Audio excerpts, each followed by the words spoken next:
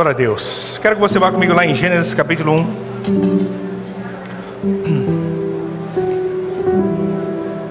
Vamos ver aqui no versículo 26. Gênesis capítulo 1, no versículo 26. Diz assim o texto, Gênesis 1, 26. Também disse Deus: façamos um homem à nossa imagem, conforme a nossa semelhança. Tenha ele domínio sobre os peixes do mar, sobre as aves do céu, sobre os animais domésticos, sobre toda a terra e sobre todos os répteis que rastejam pela terra. Criou Deus, pois, o homem à sua imagem, a imagem de Deus o criou, homem e mulher os criou. O versículo 26 diz assim: façamos, vamos fazer o homem à nossa imagem e a nossa semelhança. Para quê? Para que ele tenha domínio sobre os peixes do mar, sobre as aves do céu, sobre os animais domésticos, sobre toda a terra. E o versículo 27 diz: criou, pois, Deus. Então no versículo 27 o homem é criado. No 26 o homem não é criado. O homem não existe ainda. Mas algo é criado no versículo 26. O quê? O propósito, a razão. Por que a gente vai fazer o homem? Vamos fazer o homem para ele ter domínio, para ele fazer isso, fazer isso, fazer isso, fazer isso. Eu já dei esse exemplo várias vezes, eu vou dar novamente. Quem aqui é pai ou mãe? Eita, graças a Deus. Povoando a terra, a gente está praticando a palavra.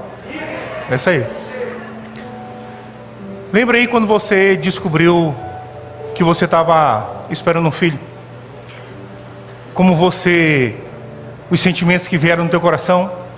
Porque essa aqui é uma comparação, porque está aqui, ó, o homem não foi criado ainda, mas Deus está planejando coisas para esse homem que nem foi criado ainda. Da mesma forma que quando você descobriu que você estava esperando um filho, você começou a fazer planos com ele sem ele ter nascido ainda. Ah, o quarto dele vai ser assim, e ele vai estudar em tal escola, e nas férias eu vou levar ele lá na casa de vovó, e ele vai andar de cavalo, ele vai banhar de cachoeira, vai subir de mangueira. E você começou a fazer planos com um ser que nem tinha nascido ainda. Está aqui Deus, o homem não tinha sido criado, mas Deus começou a fazer planos para esse homem. Eu vou criar ele, ele vai ser assim, ele vai ter isso, ele vai ser isso, ele vai ser minha cara, ele vai ter minha imagem, minha semelhança. Deus começou a planejar coisas para esse homem. Eu quero te lembrar que o homem foi colocado no jardim do Éden, ele não foi colocado na selva do Éden. Ele foi colocado no lugar que Deus planejou. É tipo a gente fazendo um quarto para o menino que vai nascer. Deus criou um jardim, planejou, arquitetou e pensou naquele jardim para um homem. Só que aquele homem que foi criado com tanto amor, com tanto carinho, com tantos planos de paz e não de mal, ele se corrompeu. Ele se tornou outra coisa. Em Êxodo capítulo 32, você pode ir comigo lá? Êxodo capítulo 32, no versículo 7. Êxodo capítulo 32, no versículo 7.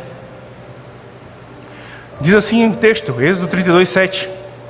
Então disse o Senhor a Moisés: vai e desce, porque o teu povo que fizeste sair do Egito se corrompeu. Fala comigo, corrompeu. E depressa se desviou do caminho que lhe havia eu ordenado.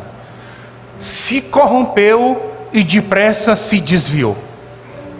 Sabe, para você ter um exemplo do que é esse corromper, essa palavra corromper aqui no hebraico significa estar arruinado, estar apodrecido, estar estragado. Esse que é o significado. É muito importante você entender que quando o homem pecou, ele deixou de ser aquele homem que Deus planejou. E ele se tornou uma outra coisa. Ele não é mais aquele homem que Deus tinha planejado e criado ele para ser. Ele se corrompeu. A Bíblia diz que ele se corrompeu, está podre, estragou. Imagina, por exemplo, aí no Natal de ontem lá, sei lá, o Natal no almoço de hoje, ou almoço de ontem, tu fez lá o almoço, e aí vocês comeram, e aí por um descuido você deixou a comida lá em cima, não guardou o restante que sobrou, só foi se lembrar hoje à noite antes de vir para a igreja. Aquela comida ali certamente estragou fora da geladeira, amém? Eu te pergunto, tem alguma forma de tu recuperar uma comida que está estragada? Não, cara. Foi isso que aconteceu com o homem. É isso que significa se corromper. O texto diz que ele apodreceu, ele estragou, ele não era mais quem Deus criou ele para ser. Ele se tornou um outro ser, com uma outra natureza. Agora ele só pensa segundo aquela nova natureza, e ele só produz segundo essa nova natureza. O que ele produz? Obra da carne. É só isso que ele sabe fazer. Amém? Lá em Gênesis capítulo 6, você pode ir comigo lá? Gênesis capítulo 6, começa triste, depois termina alegre. Gênesis capítulo 6. Vamos ver aqui no versículo 5. Gênesis capítulo 6, no versículo 5. É importante você saber que o estado agora que o homem se encontra, não adianta agora ele parar de fazer algumas coisas ruins e começar a fazer algumas coisas boas. Porque o problema agora não é o que ele faz. O problema agora é quem ele se tornou, a natureza que ele tem. E ele agora é irrecuperável diante de Deus. Em Gênesis capítulo 6, no versículo 5, o texto diz assim: viu o Senhor que a maldade do homem, fala comigo, o homem mau, que a maldade do homem se havia multiplicado na terra e que era continuamente mau todo o desígnio do seu coração.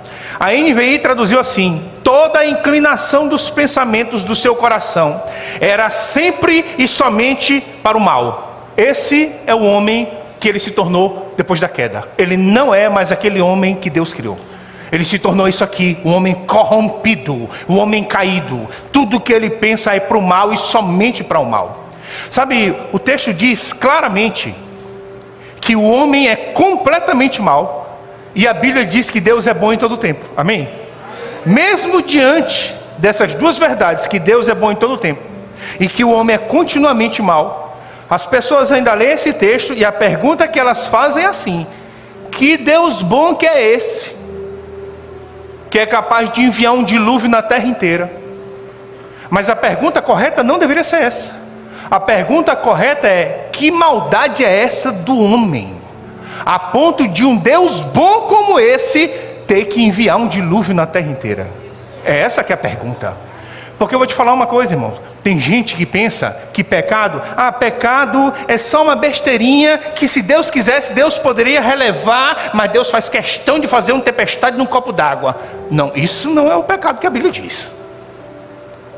Sabe, a Bíblia diz que Deus é bom em todo tempo e que o homem era mau, continuamente mau. Ao invés de você duvidar da bondade de Deus, você deveria acreditar na maldade que a Bíblia diz, está falando que o homem tem. Antes dele nascer de novo, essa era a condição do homem. Amém? Lá em Efésios, no capítulo 4, você pode ir comigo lá? Efésios, capítulo 4, no versículo 17. Efésios, capítulo 4, no versículo 17. Olha o que Paulo diz, Efésios 4, 17. Isto, portanto, digo, e no Senhor testifico, que não mais andeis como também andam os gentios. Está falando de quem não nasceu de novo. Na vaidade dos seus próprios pensamentos, obscurecidos de entendimento, alheios à vida de Deus, por causa da ignorância que vivem, pela dureza do seu coração, os quais, tendo se tornados insensíveis, se entregaram à dissolução, para com avidez cometerem toda a sorte de impureza. Pronto, está aqui Paulo dando um resumo do que é o homem caído, o que é o homem corrompido. A Bíblia diz que ele está obscurecido de entendimento, separado da vida de Deus, ele está com o coração endurecido, ele perdeu a sua sensibilidade, ele se entregou à depravação para cometer com avidez. O que é avidez? Sem freio, toda sorte de impureza e de malícia. Esse é o resultado da nova natureza que o homem tem. Sabe, irmãos, a Bíblia não está falando, Paulo não está falando que o homem está cometendo coisas que Deus odeia. Paulo está falando que o homem gosta de cometer coisa que Deus odeia. É importante você entender que aquele homem que Deus criou perfeito no Éden, ele não existe mais. Aquele homem acabou quando Adão pecou. E agora surgiu esse corrompido, que é inimigo de Deus, que gosta de fazer o que Deus odeia, que está separado de Deus, que se entregou à depravação total. Essa era a condição do homem. E aí em Gênesis no capítulo 3, você pode ir comigo lá? Gênesis capítulo 3, no versículo 22. Gênesis capítulo 3, no versículo 22. Diz o texto assim, que Deus falou assim, Gênesis capítulo 3, no versículo 22. Então disse o Senhor Deus: eis que o homem se tornou, não era, mas se tornou como um de nós, conhecedor do bem e do mal.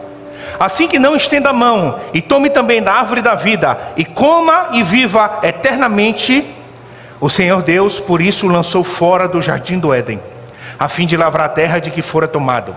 E expulso o homem, colocou querubins ao oriente do jardim do Éden, e o refugiu de uma espada que se revolvia para guardar o caminho da árvore da vida.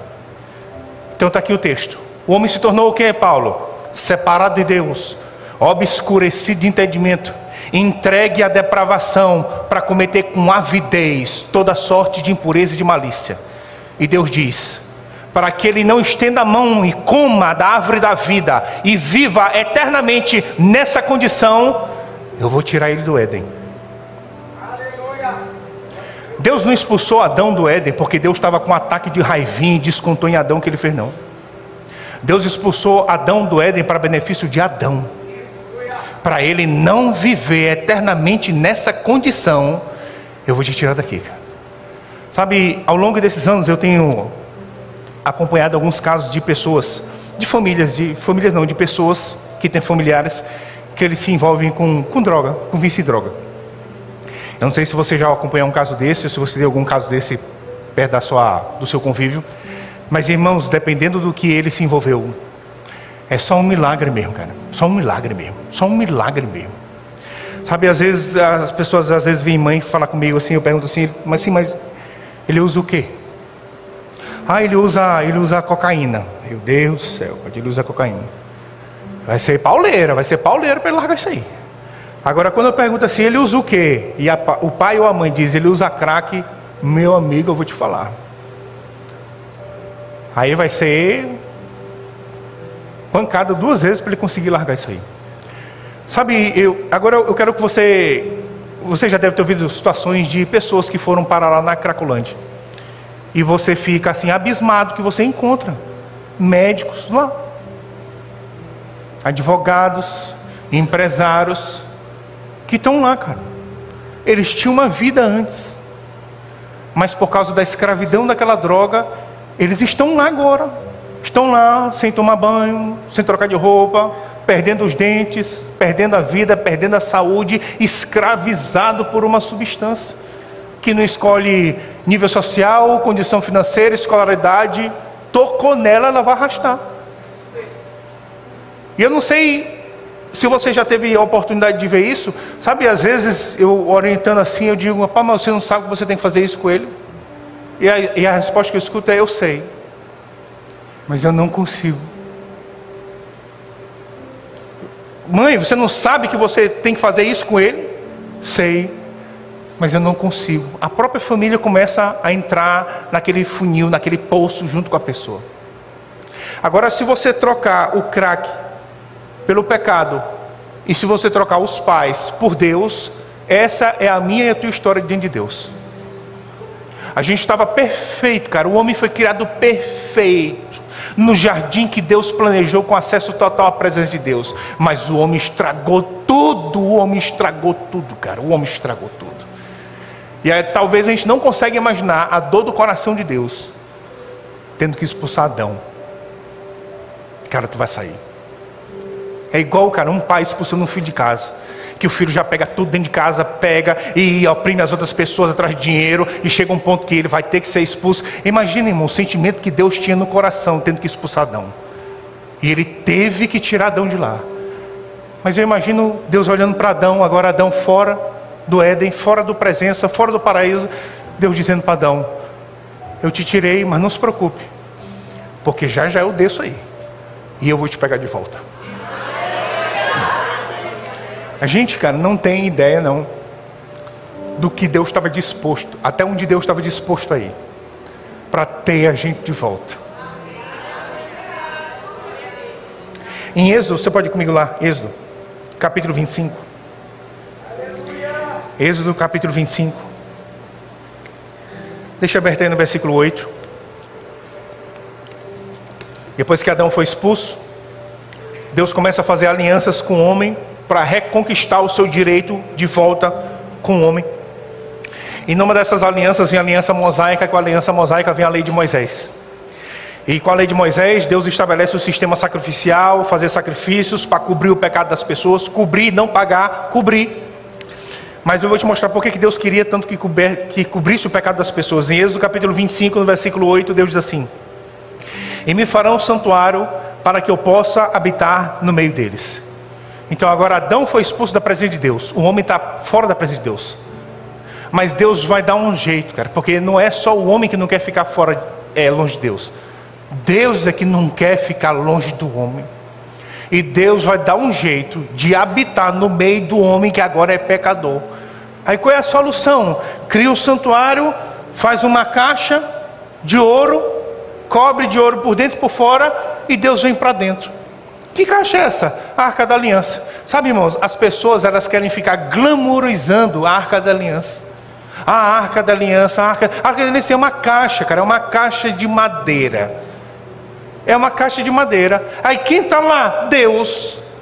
Deus dentro de uma caixa, se submetendo a ficar dentro de uma caixa só para estar perto do homem.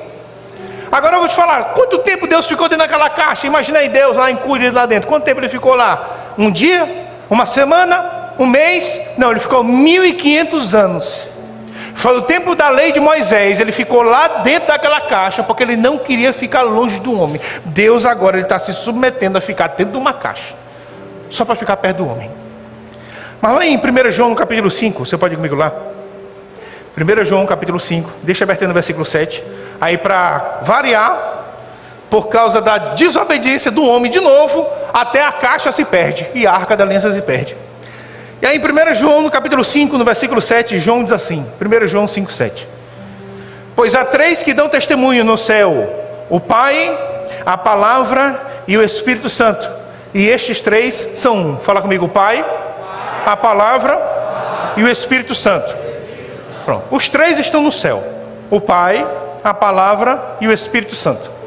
Mas o homem cometeu uma dívida. O homem cometeu um pecado e abriu uma dívida. A dívida é humana. E um homem tem que pagar essa dívida. Aí a Bíblia diz que o verbo vai se fazer carne para vir como homem para pagar a dívida do homem. Amém? Irmãos, alguém perguntou para ele se ele queria ter um corpo humano? Porque o Pai é Espírito, o verbo era Espírito, o Espírito Santo é Espírito. Ninguém tinha corpo. Mas um deles vai ter que entrar num corpo para vir como homem. Ninguém perguntou para ele se ele queria, mas essa é a única forma. Aí Jesus se faz carne e vem habitar entre nós. Irmãos, quando o verbo se fez carne, ele se fez carne para sempre, cara. Para sempre Jesus vai ter um corpo de carne e osso. Nunca mais ele vai voltar a ser como ele era antes, só um espírito. Agora para sempre ele está encarnado num corpo de carne e osso.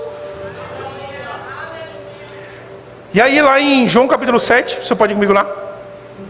Ele entra nesse corpo, aí novamente vem para outro lugar apertado, agora não é mais uma caixa, agora é um ventre de uma jovem, Maria. E está lá ele apertado lá dentro. Aí nasce, oh glória a Deus, nasceu. Aí eu quero te mostrar aqui o que foi umas coisas que ele passou. Em João capítulo 7, no versículo 1, vamos ver aqui. Só para te lembrar, logo depois que Jesus nasceu, está aqui a representação aqui, Jesus nasceu. Logo depois dessa cena bem aqui, ó, que vai ter as crianças aqui ministrando aqui. Eu quero te lembrar o que Jesus teve que fazer. Fugir para o Egito, porque Herodes queria matar ele. Como você lembra disso? Pronto, já chegou assim, ó, acabou de nascer, já tem que fugir. Aí no capítulo 7 de João capítulo 7, no versículo 1 diz assim: passadas estas coisas, Jesus andava pela Galileia, porque não desejava percorrer a Judeia, visto que os judeus procuravam matá-lo. Ora, a festa dos judeus, chamada de festa dos tabernáculos, estava próxima. Dirigiram-se, pois, a ele os seus irmãos. Fala comigo, irmãos. Isso aqui não é na fé, não, é irmão de sangue. Dirigiram-se a ele, pois, seus irmãos, e lhe disseram: deixa este lugar e vai para a Judeia, para que também teus discípulos vejam as obras que fazes.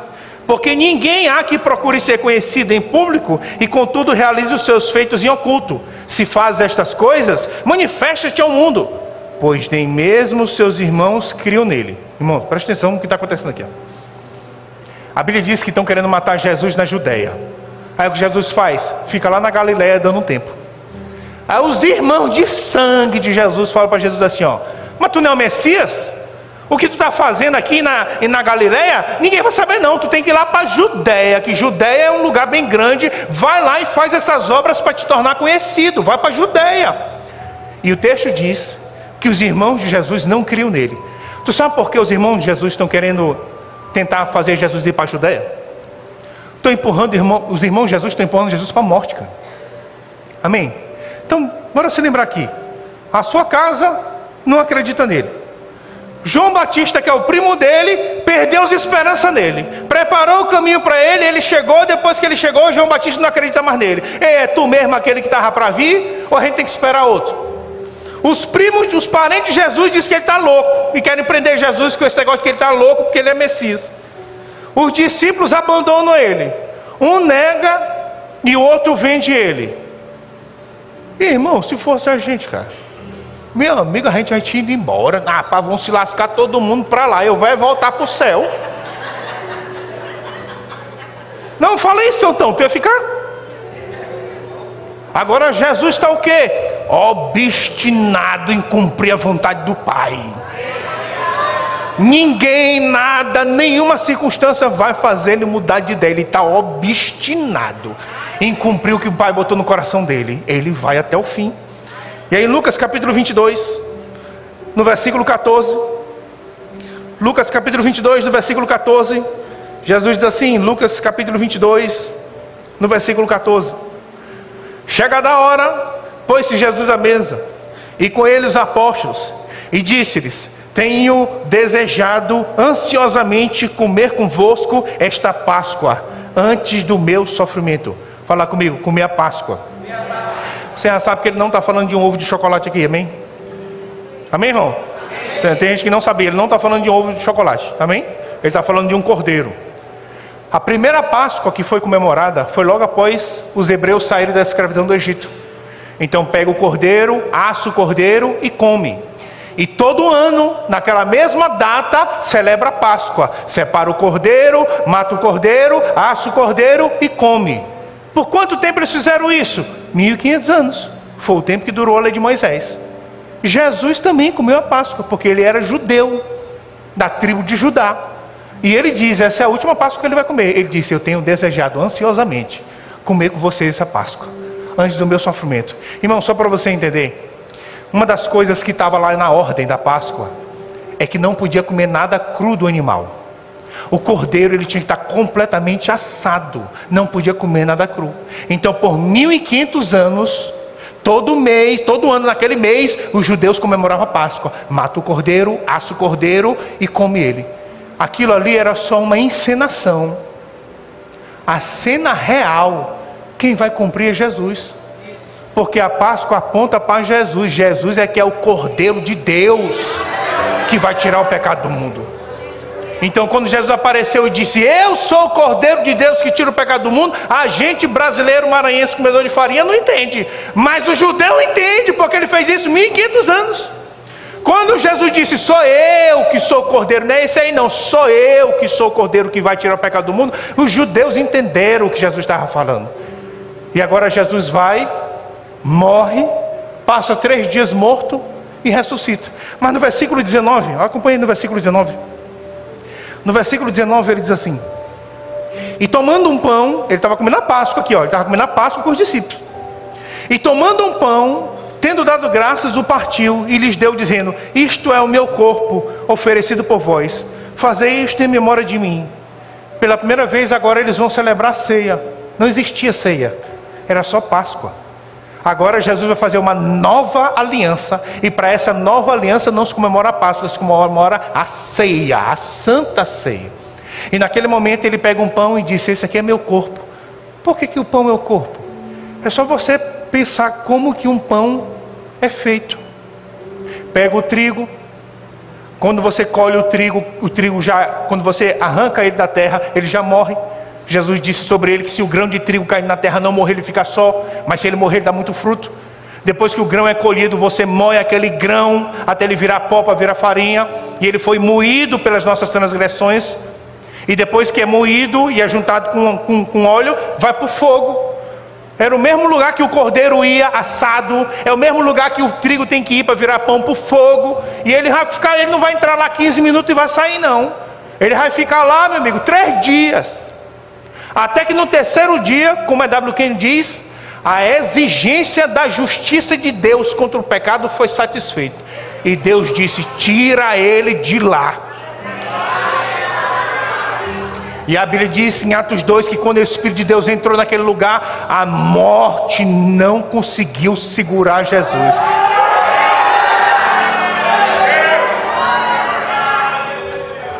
Irmãos, é por isso que a Bíblia chama ele de primogênito dentre os mortos. Todo mundo que entrou lá, nunca ninguém saiu.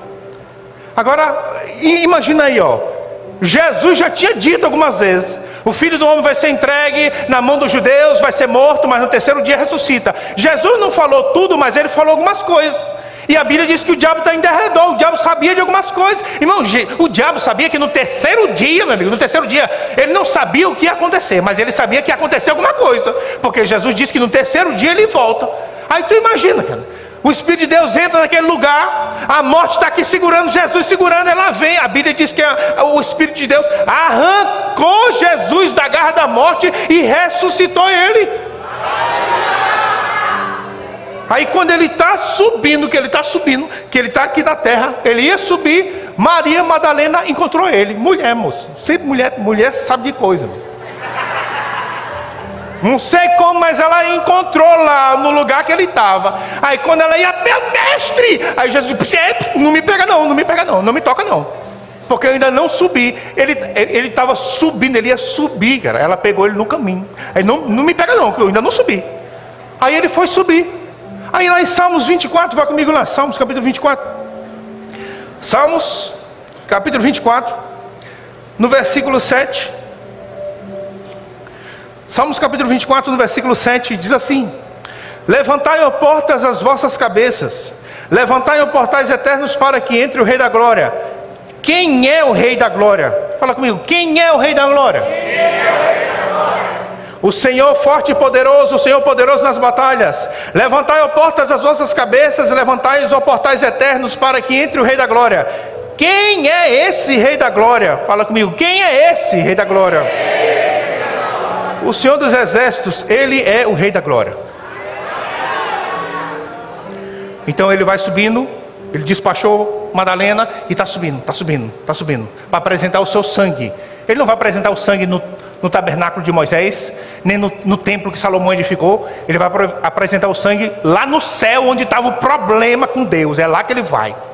E quando ele vai subir lá, tem uma espécie de portão que está fechado. Aí alguém diz: rapaz, abre esse negócio aí para o Rei da Glória entrar. Aí o responsável pelo portão pergunta: quem é o Rei da Glória?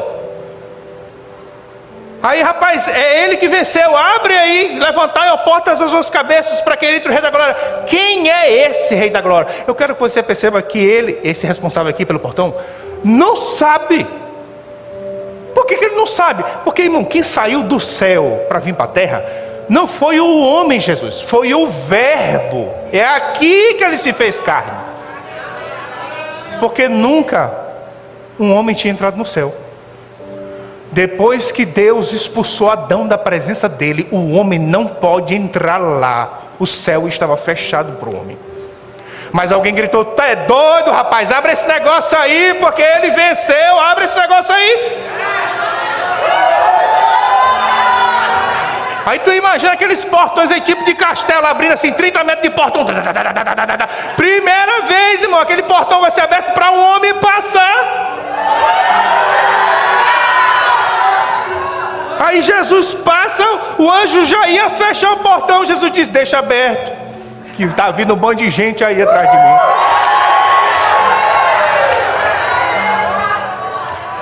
Você não precisa abrir lá, mas Hebreus 10 diz que pelo sangue de Jesus se abriu um novo e vivo caminho. Esse caminho estava fechado, lacrado, mas Jesus abriu. E ele disse: agora ninguém vem ao Pai a não ser por mim, mas por mim vai até o Pai. Oh, aleluia. E aí em 2 Coríntios capítulo 5, você pode ir comigo lá? 2 Coríntios capítulo 5, no versículo 21. 2 Coríntios capítulo 5, no versículo 21. Paulo diz assim: aquele que não conheceu o pecado, ele o fez pecado por nós, para que nele fôssemos feitos a justiça de Deus. falando sobre Jesus que nunca conheceu o pecado, Deus não tornou ele pecador, Deus o fez pecado. Irmãos, quando Jesus vem, ele não vem só como homem, ele assume a condição do homem. E quando ele assume aquela condição do homem caído e morre naquela cruz, junto com ele morre o homem corrompido. E quando Jesus ressuscita, nasce o homem redimido, sem culpa, sem medo, sem sentimento de inferioridade, como se nunca tivesse pecado. É isso que Efésios diz, que a gente nasceu procedente da verdade e justiça, e a gente pode estar diante de Deus sem culpa, sem medo, sem sentimento de inferioridade. Aleluia! E aí, eu quero já finalizar com você. Vá comigo lá em Gálatas no capítulo 2. Gálatas, capítulo 2. Deixa aberto aí no versículo 19.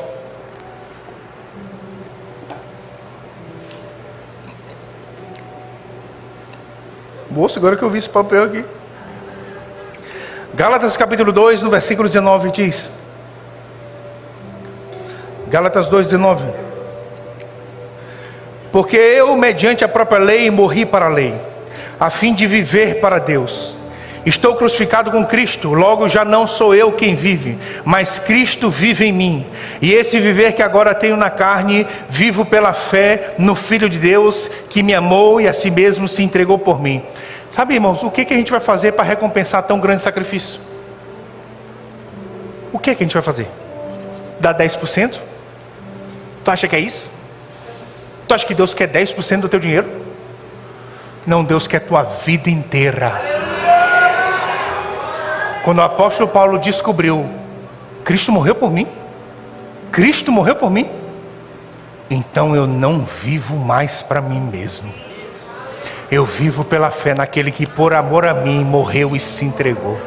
Oh, aleluia, aleluia. Você pode ficar de pé, aleluia. Oh, aleluia.